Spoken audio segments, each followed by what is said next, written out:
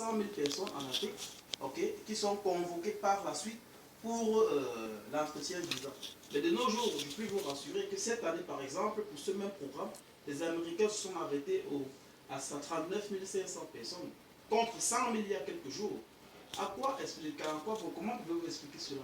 C'est très simple, parce qu'ils ont atteint une certaine saturation qui leur permet d'avoir des relations équilibrées qui outrepassent même le cadre institutionnel des relations internationales à travers la communication sociale. Il y a déjà ces interactions culturelles qui se passent entre les Américains, s'il faut le dire, c'est les ressortissants des États-Unis et les ressortissants de la plupart des pays africains. Déjà qu'à partir de ce moment de ce programme, ils ont exclu certains pays, tels que le Nigeria et autres, parce que, estimant qu'ils ont assez de ressortissants de ces pays sur leur territoire. Donc, l'immigration peut être un grand vecteur des relations internationales dans la mesure où les interactions culturelles entre les deux peuples favorisent forcément les échanges entre ces peuples, même si ces échanges ne se font pas sous le cadre institutionnel.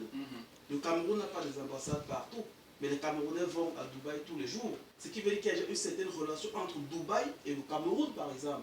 Or, le Cameroun n'a pas de représentation diplomatique là-bas. C'est pour vous dire, au fond, comment l'immigration peut en lui seul constituer un rapprochement en matière de relations internationales. Comment l'immigration peut rapprocher davantage des États? Alors, chers auditeurs, nous allons marquer une petite pause, une petite ponctuation musicale et on se reprend juste après avec la question principale. Comment est-ce que l'immigration contribue au développement économique du Cameroun?